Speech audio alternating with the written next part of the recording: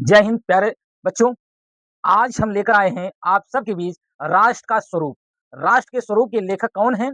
वासुदेव शरण अग्रवाल जी हैं। ठीक, इससे पहले इनका हम जीवन परिचय बहुत ही विस्तार से समझ लिया है और जान लिया है। जिस बच्चे ने नहीं देखा है, नहीं पढ़ा है, तो जाकर हमारे चैनल पर आप देख सकते हैं।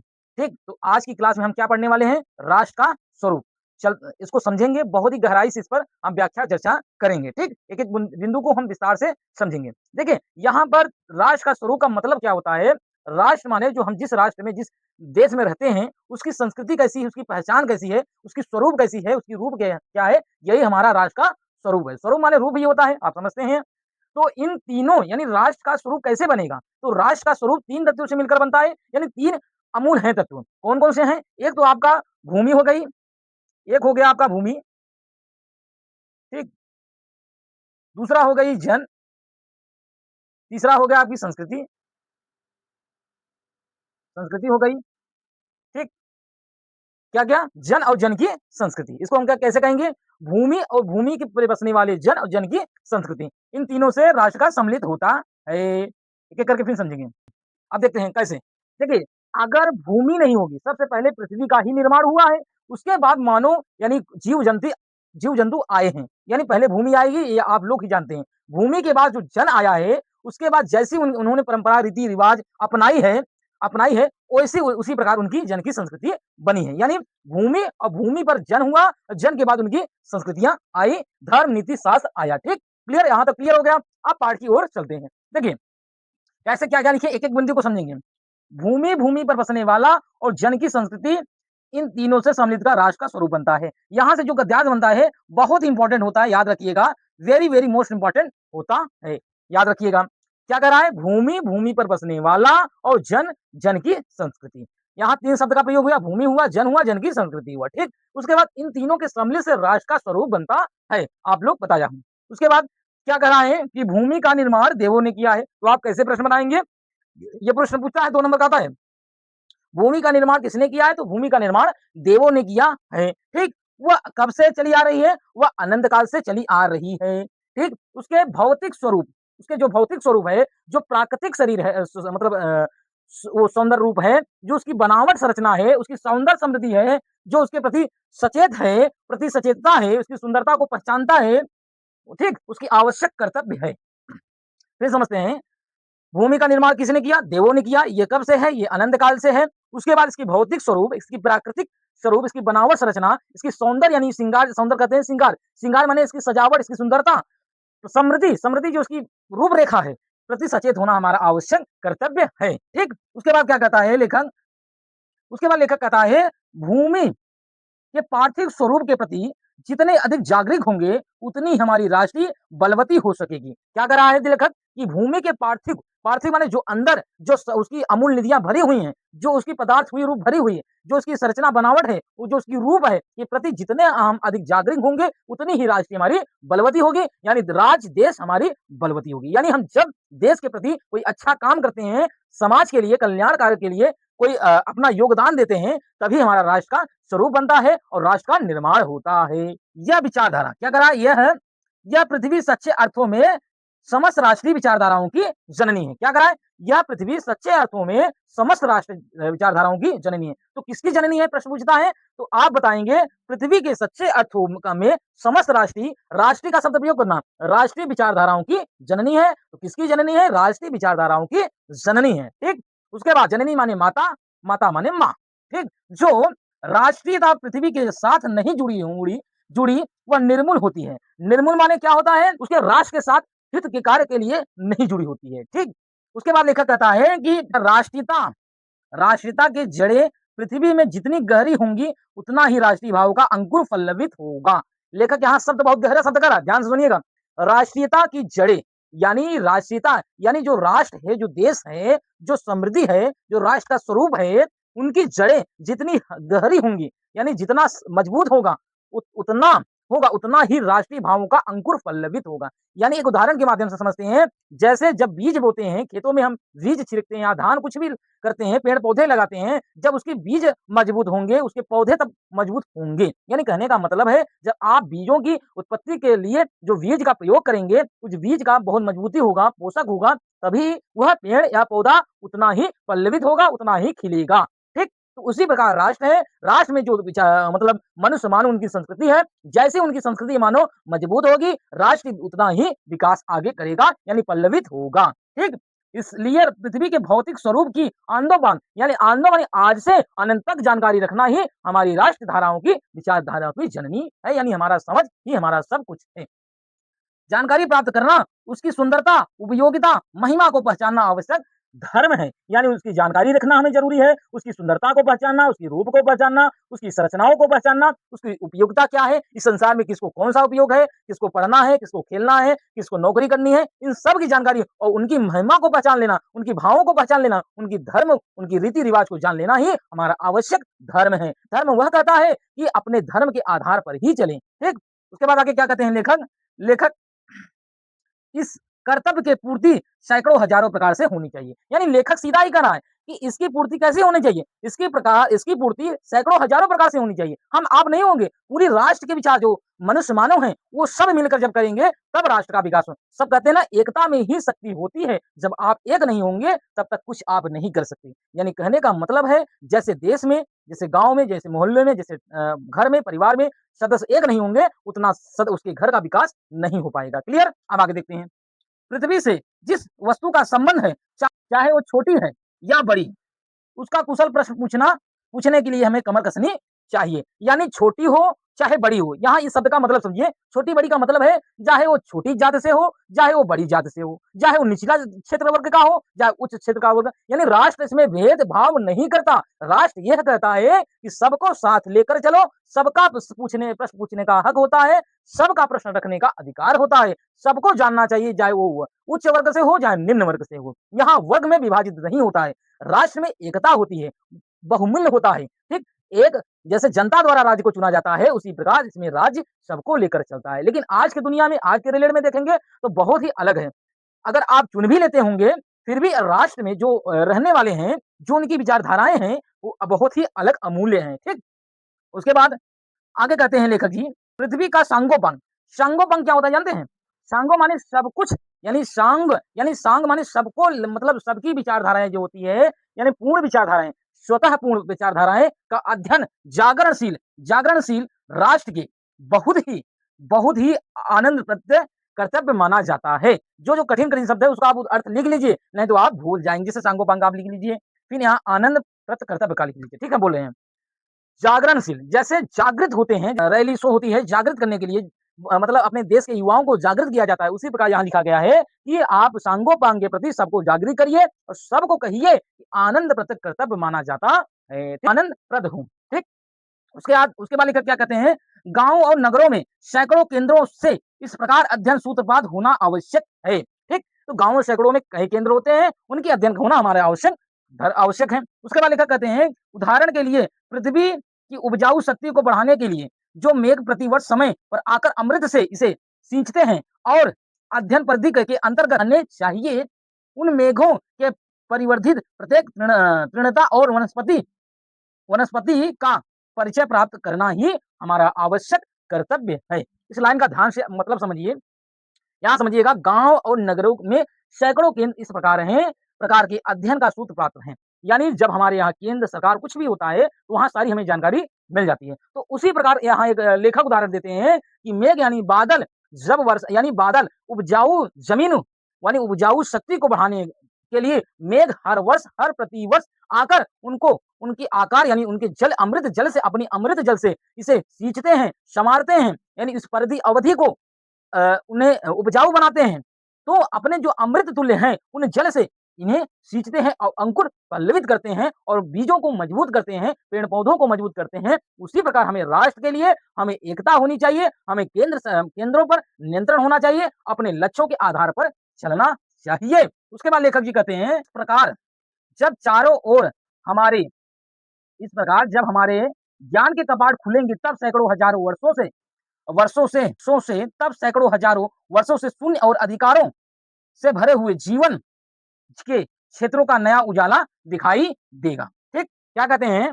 यहाँ समझिए इस मतलब इस प्रकार जब चारों ओर से हमारे ज्ञान के कपाट खुलेंगे, हमारे बुद्धि का दिमाग विकसित होगा, हमारा क्षेत्र दिमाग विकसित होगा, तब सैकड़ों वर्षों से शून्य अंधकार यानी जो हमारी बुद्धि में समाहित ज्ञान है, जब सारे कपाट खुल जाएँगे, तो अंधकार भरे हुए जीवन के क्षेत्र में नया उजाला दिखाई देगा। यानी जब एक शिशु जन्म लेता है, उसके मन में उसके कुछ भी नहीं होता है, एक गोरे के कागज के समान होता है। जब आप उस गोरे के समान के कागज पे कुछ लिखते हैं, तो वो पन्ना उस शब्द को दर्शाता है। उसी प्रकार बच्चा जब आप उसे कुछ सिखलाते हैं, पढ़ाते हैं, तो अ, उसी प्रकार वो प्रदर्शन करता है। ठीक? उसके बाद कहते हैं कि धरती माता की कोख में अमूल्य नदियाँ भरी हुई हैं। क्या भरी हैं? अमूल्य नदियाँ। अमूल्य नदियाँ किसे कहेंगे? सोना, चांदी, कोयला, पेट्रोलियम ये अमूल्य नदियाँ हैं। बहुत सारे अमूल्य पदार्थ नदियाँ भरी हैं, जिनके कारण उन्हें वसुंधरा कहा है। वसुंधरा यानी वह सुंदरी स्त्री के संबोधित की गई हैं। यानी धरती माता किसके शब्द से संबोधित की गई हैं? वो स्त्री के सुंदरता के लिए मतलब उन्हें कहा गया है। उसमें उससे कौन परिचित ना होना चाहेगा? यानी धरती माता से परिचित कौन ना होना चाहेगा?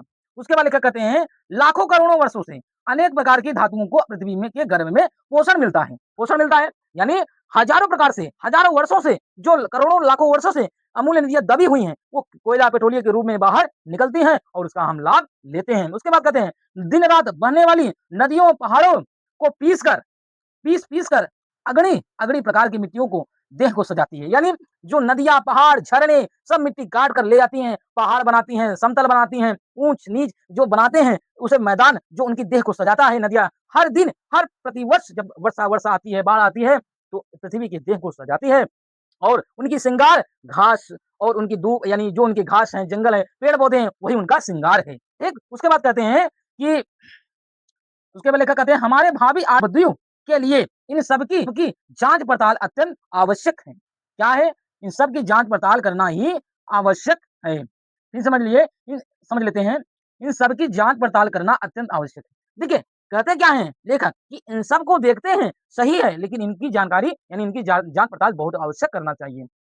उसके बाद लेखक कहते हैं कि पृथ्वी की गोद में जन्म लेने जड़, पत्थर, कुशल शिल्पियों से संवारे जाने वाले अत्यंत सौंदर्य के प्रतीक बन जाते हैं। ठीक? उसके बाद आगे लेखक कहते हैं, नाना भाँति के अनगढ़ नग, विंद नदियाँ प्रवाह में सूर्य धूप चिलकते हैं। यानी यहाँ पर अनेकों प्रकार से उनकी नाना भाँति से अनगढ़, विंद जो नदियाँ हैं, जो पशु-पक्षी हैं, वो सब सूर्य की चमक जो है, वो सब चमकती हैं और दिखलाती हैं। ठीक? उसके आगे देखते हैं, उनको जब चतुर कारीगर पहलदार कटाव पर लाते हैं, तब प्रत्येक प्रकार के घाट से नई शोभा, सुंदरता फूटती है। तो क्या यहाँ लेखक कहते हैं कि उनको जब चतुर कारीगर, पहलदार माने जो कटावदार होते हैं, जो किनारे जो लगते हैं, कटाव पर लाते हैं, तब उनके प्रत्येक घाट की नई शोभा, सुंदरता फूटती है। देखिए, जब समुद्र जब तक लहरता है तो ठीक है, जब वो फेन मारता हुआ उड़कर तूफान हुआ जब आता है किनारों पर, उसकी फेन छाग बनती है, तो बहुत अद्भुत और सुंदर लगती है। उसी प्रकार जब नदियाँ, पहाड़, झरने मिट्टी बहा लेकर किनारों पर लगाती हैं, देह को सँवारती हैं, उसी प्रकार उनके पहरेदार कटाव को सुंदरता प्रतीत पड़ती है। वे अनमोल हों, जो देश के नर-नारियों रूपमंडल और सौंदर्य प्रसाधन में इनकी पत्थरों का भी सदा कितना भाग रहा है। अतएव हमें उनका ज्ञान होना आवश्यक है। यानी कि हाँ, लेखक क्या कहता है, देश के नर-नारियों के रूप मंडल और सौंदर्य प्रसाधन के इन छोटे पत्थर का भी सदा से कितना भाग रहा है, अतएव हमें उसका ज्ञान होना आवश्यक है। यहाँ हम पुरुषों की बात नहीं कर रहे हैं, यहाँ हम महिलाओं की हम बात भी कर रहे हैं कि महिलाओं ने भी भाग दिया है, नर-नारियों ने भी यहाँ पर अपनी योगदान दी है और इनकी सौंदर्य को पहचान लें और इनकी रूपरेखा को ध्यान से देखें। उसके बाद क्या कहते हैं लेखक जी, पृथ्वी और आकाश के अंतराल माने मध्यम यानी बीच के जो भाग हैं, जो कुछ सामग्री भरी है, पृथ्वी चारों ओर और फैले हुए गंभीर सागर में जलचर यानी जो जीव-जंतु रहते हैं, रत्नों, राशियों और उनके सब प्रति से चेतना और स्वागत नए भाव राष्ट्र के फैलने चाहिए। यानी जो पृथ्वी के चारों ओर जो फैली हुई है, गंभीर सागर, आकाश के जो अंतराल है, संबंध है, उनकी रत्न राशियों जो भरी हुई है, जीव-जंतु सरल भरे हुए हैं, जो चेतना है, जो मनुष्य की आत्मा को ही चेतना कहते हैं। चेतना किसको कहते हैं? मनुष्य की आत्मा। चेतना क्या है? चेतना एक पुरुष है, एक आत्मा है। एक चेतना एक ऊर्जा है, जिसे हम एक ऊर्जा के रूप से व्यक्त करते हैं। कोई एक शरीर नहीं है चेतना, ठीक? यहाँ क्या कहते हैं लेखक जी कि जो चेतना है, जो उसकी चमक है, जो उसकी जीव-जंतु जलचर हैं, उन सबका राष्ट्र में फलने चाहिए यानी उनका विकास होना चाहिए। राष्ट्र के नवयुवकों के हृदय में उन सबके प्रति जिज्ञासा नई किरणें जब तक नहीं फूटेंगी तब तक सोए हुए के समान लगेंगे। यानी लेखक यह भी कहना चाहता है कि लेखक कहता है कि इन सब के प्रति हमें सचेत होना चाहिए, हमें जागरूक होना चाहिए। नवयुवकों को खासकर इसमें संबोधित किया गया है कि नवयुवक जो हैं उनको जागृत होना चाहिए, उनको एकदम जागरूक के प्रति सचेत होना चाहिए, उन्हें जगाना चाहिए, उन्हें बताना चाहिए कि हमारे देश के लिए कैसा क्या करना चाहिए। उसके बाद विज्ञान और उद्यम माने होते हैं जो उद्यम करने वाले होते हैं, दोनों को मिलाकर राष्ट्र के भौतिक स्वरूप का एक नया ठाठ खड़ा होता है। ठाठ माने जब एक आप जैसे किसी को डंडे लगा खड़े करते हैं, तो उसी प्रकार जब राष्ट्र और विज्ञान और उद्यम खड़ा होता है, तो उसी प्रकार एक रूप बनकर खड़ा होता है। यह कार्य यह कार्य प्रशंसता, उत्साह और अथर्व परिश्रम द्वारा नित आगे बढ़ाना चाहिए। यानी इसको बहुत ही आसानी से आगे बढ़ाना चाहिए। तो लेखक क्या कहता है कि यह ध्येय है कि हमारा यह ध्येय हो कि राष्ट्र जितने हाथ हैं, उनमें कोई इस कार्य में भाग लिए बिना रीता न रहे। तभी मातृभूमि पुष्पकल समृद्ध और समग्र रूप मंडल प्राप्त किया जा सकता है। लेखक कहता है कि जो हमारे देश में बिना इस कार्य में हाथ कोई रीता न रहे, कोई खाली न रहे, कोई ऐसा भागा न रहे जो इस कार्य में अछूता रहे। यानी सबको कार्य में भाग लेना आवश्यक है। ठीक? देखते हैं दूसरा क्या है? हमने बताया था जन। जन माने मानव यानी लोग यानी मनुष्य। अब दूसरा अंक क्या कहता है कि मातृभूमि पर निवास करने वाले मनुष्य राष्ट्र का दूसरा अंग है। यानी कौन दूसरा अंग है? तो मनुष्य है। उसके आगे क्या कहते हैं कि पृथ्वी और मनुष्य ना हो तो राष्ट्र की कल्पना असंभव है। राष्ट्र की कल्पना करना असंभव है, यानी दोनों होना बहुत ही ज़रूरी है। ज़रूरी तीनों का है, लेकिन यहाँ शब्द पकड़िएगा, पहले यहाँ को क्लियर करिए।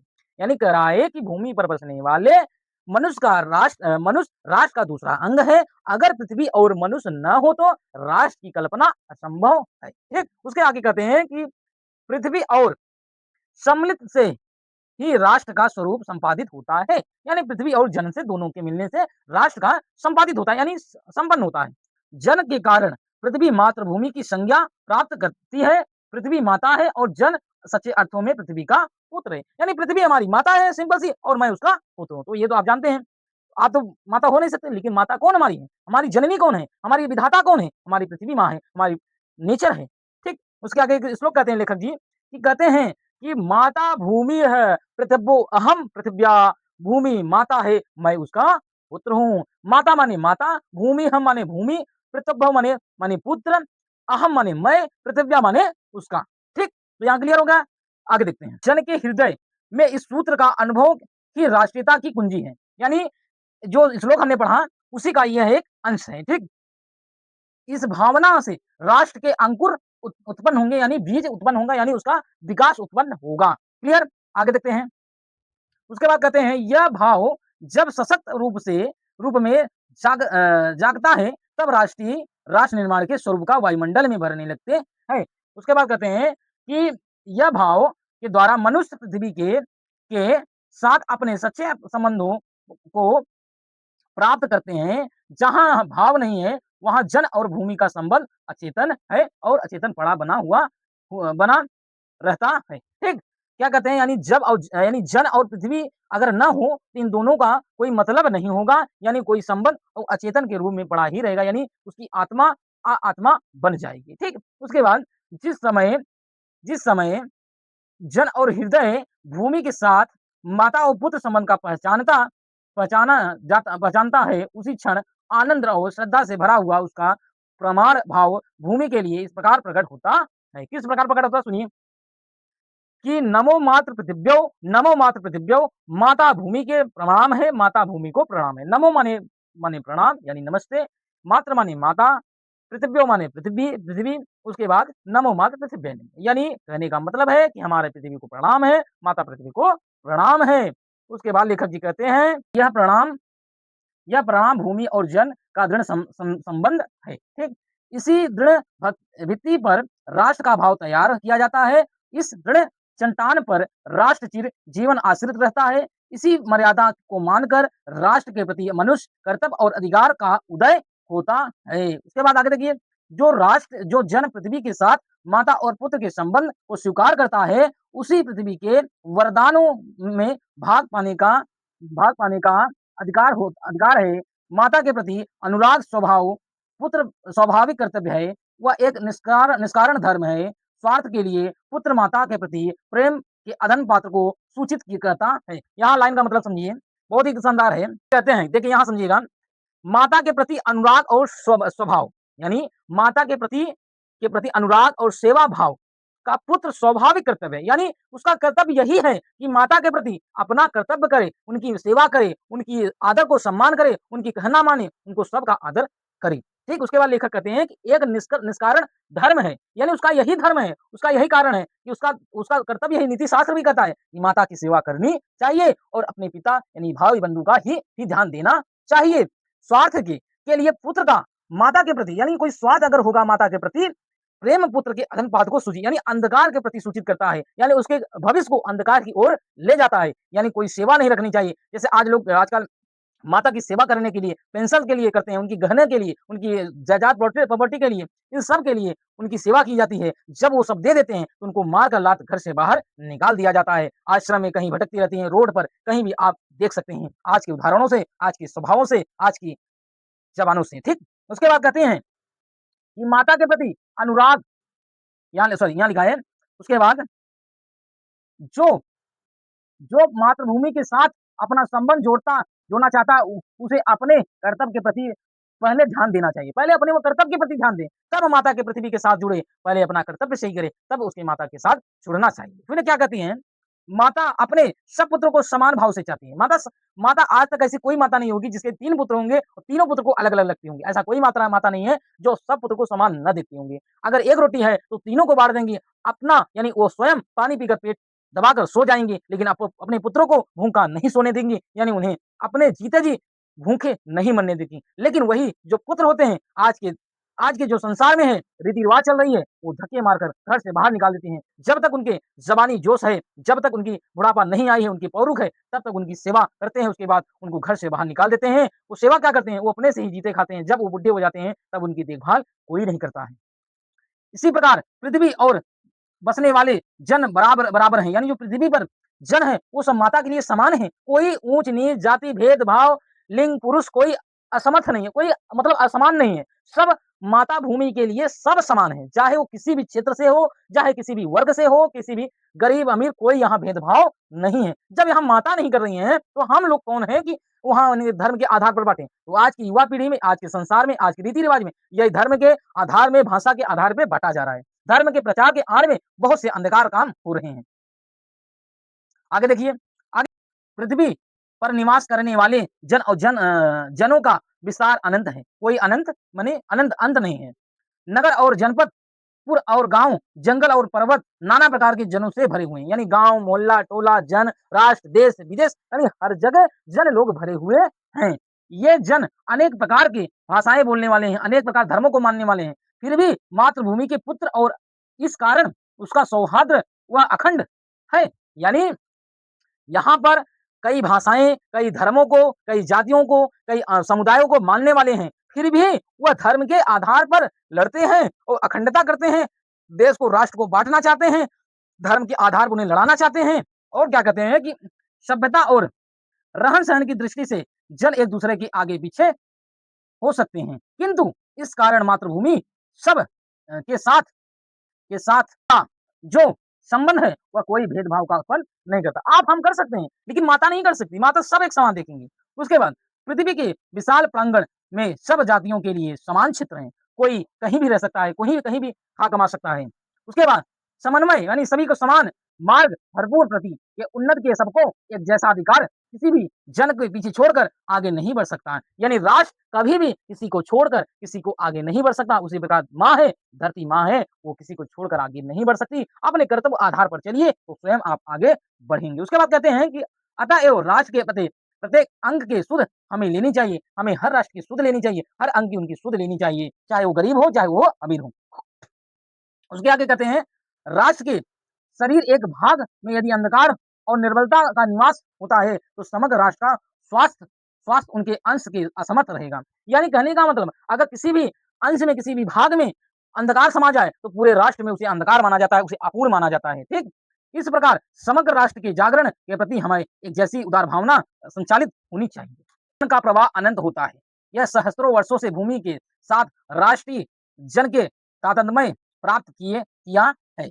जब सूर्य जब तक सूर्य की रश्मियाँ यानी सूर्य की जो प्रकाश है, नित्य प्रातः काल भुवन को अमृत से भर देती है। यानी सूर्य जब उगता है, तो वो हर चीज़ को प्रकाशित कर देता है। चाहे वो जीव, जंतु, पेड़-पौधे, मक्खी कुछ भी हो, सबको अंधकार से प्रकाश की ओर ले जाता है। उसी प्रकार तब राष्ट्र की जन और जन की जीवन भी अमर है। इतिहास के अनंत उतार-चढ़ाव पार करने के बाद भी राष्ट्र निवासी जन नई उठती लहरों में आगे बढ़ने के लिए अजर अमर हैं। जन के सततवाही जीवन यानी सतवाद यानी जीवन लगातार जीवन नदी के प्रवाह की तरह है, यानी हमेशा बहती रहती है, जिसमें हम अब कर्म और श्रम के उत्थान के घाटों का निर्माण करते हैं। श्रम भी करते हैं और कर्म भी करते हैं, फिर दोनों से काम चलेगा। राष्ट्र का तीसरा अंग जन की संस्कृति है। राष्ट्र की तीसरा अंग क्या है? जन की संस्कृति है, ठीक? उसके बाद मनुष्य के युग और युगों से जिस सभ्यता का निर्माण किया गया है, वही उसके जीवन की श्वास और प्रश्वास है। बिना संस्कृत के जन की कल्पना कबंध मात्र है। संस्कृति ही जन का मस्तिष्क है। यानी संस्कृत क्या है? जन की मस्तिष्क कैसे है? हम उसी से समझते हैं धर्म क्या है, नीति शास्त्र क्या है, हमें अच्छा बुरा यही हमें क्या सिखाती है? हमें संस्कृति सिखाती है। हमें किसके साथ कैसा व्यवहार करना है, किससे संबंध रखना है, बड़ों का आदर कैसे करना है, बुजुर्गों का आदर कैसे करना है, माता-पिता कैसे सेवा करनी है, ये सब हमें कौन सिखाता है? हमें संस्कृत सिखाती है। के विकास और अभ्युदय के द्वारा जन अपनी संस्कृति के विरहित कर दिए जाए तो राष्ट्र लोभ समझना चाहिए। ये लाइन बहुत महत्वपूर्ण है। राष्ट्र कब लोभ को माना जाता है? जब राष्ट्र को इस प्रकार लोभ माना जाता है जब जन की जो संस्कृति है यह मतलब विरहित कर दिए जाए यानी अलग कर दिए जाए, दो ही अंग बचे, तब ये राष्ट्र का लोभ समझना चाहिए या माना जाता है। उसके बाद जीवन के बिटक का पुष्प संस्कृत है। ये कौन-सा पुष्प? बिटक का पुष्प कौन है? संस्कृत है। संस्कृत के सौंदर्य और सौरभ में ही राष्ट्रीय जन के जीवन का सौंदर्य और यश अंतर्निहित है। ज्ञान और कर्म दोनों दोनों पारस्परिक प्रकार का संज्ञा संस्कृति है। भूमि पर बसने वाला जन ने ज्ञान के क्षेत्र को सोचा है और कर्म के क्षेत्र में जो रचा है, दोनों के रूप में राष्ट्र संस्कृत का दर्शन मिलता है। क्या मिलता है? दर्शन मिलता है, ठीक? उसके बाद कहते हैं कि जीवन विकास की युक्ति की संस्कृत के रूप में प्रकट होती है। प्रत्येक जाति अपनी विशेषताएँ के साथ इस युक्ति को निश्चित करती है और उसमें प्रतीत संस्कृत का विकास करती है। इस दृष्टि के प्रत्येक जन की अपनी अपनी भावना है, अपनी अनुसार पृथक संस्कृति है, राष्ट्र विकसित होती है, परंतु सब कुछ का मूल पारस्परिक सहिष्णुता और संबंध पर निर्भर है। यानी यहाँ पर सब प्रकार के अपनी इच्छाओं के आधार पर करना चाहते हैं और अपनी आधार पर वो समझना जानना चाहते हैं। किसी को कोई बंधन बाध्य नहीं होता है, या आप यही कर सकते हैं। सब सर्वव्यवस्था सबको एक साथ लेकर चलना चाहिए, सबका एक साथ विकास करना चाहिए। उसके बाद कहते हैं जंगल में इस जिस प्रकार अनेक लता, वृक्ष और वनस्पति अदमय भाव के उठते हैं, पारस्परिक सम्मिलित से अविरोधी स्थिति प्राप्त करते हैं, उसी प्रकार राष्ट्रीय जन अपनी संस्कृतियों के द्वारा एक दूसरे के साथ मिलकर राष्ट्र में रहते हैं। जिस प्रकार जल के जल के अनेक प्रवाह नदियों के रूप में मिलकर समुद्र एकता रूप प्राप्त करते हैं, उसी प्रकार राष्ट्रीय जीवन के अनेक विधियाँ यानी कहने का यहाँ का मतलब लेखक का कहने का मतलब है कि जैसे नदियाँ जब मतलब बढ़ती हैं, तूफ़ान मारती हैं, यानी जब बाढ़ आता है, जब उसके बाद जब उनकी पानी जाके कहीं गिरती है, लास्ट में जब वो समुद्र मिलता है, तब एकता रूप प्राप्त होता है। इसी प्रकार जन और जन की संस्कृति जो तीनों मिल जाएँ, तब राष्ट्र का एक सूत्र माना जाता है, तब वो राष्ट्र का एक प्रवाह श्रेष्ठ माना जाता है, तब उसे एक मजबूत राष्ट्र माना जाता है। इस संस्कृत में समन्वय यानी स्थापित है, प्राप्त करती है। समन्वयुक्त जीवन के राष्ट्र सुखदायी रूप से है। साहित्य, कला, नृत्य, गीत आमोद-प्रमोद यानी खेल-कूद अनेक रूपों में राष्ट्रीय जन अपनी-अपनी मानसिक भावों को प्रकट करते हैं, ठीक? उसके आत्मा को विश्वव्यापी यानी विश्व विख्यात यानी संपूर्ण आनंद भाव और वह इन विविध रूपों से साकार होता है।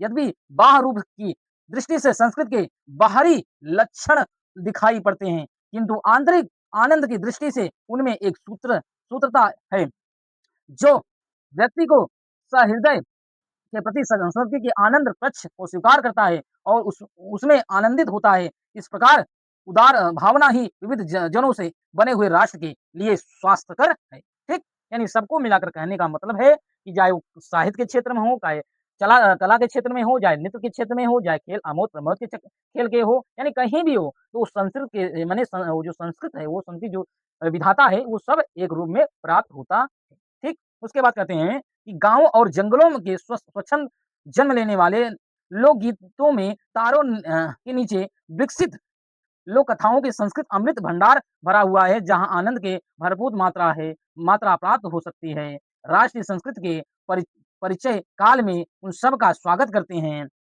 आवश्यक है, ठीक? उन सब का हम स्वागत करते हैं। उसके बाद कहते हैं लेखक जी कि पूर्वजों ने चरित्र और धर्म के विज्ञान, साहित्य कला और संस्कृत के क्षेत्र में जो कुछ भी पराक्रम किया है और जो उन्होंने रचा है, उन सारे विस्तार को हम गौरव के साथ धारण करते हैं, अपने भावी जीवन में उतारते हैं, उसी हम रीति-रिवाजों पर चलते हैं।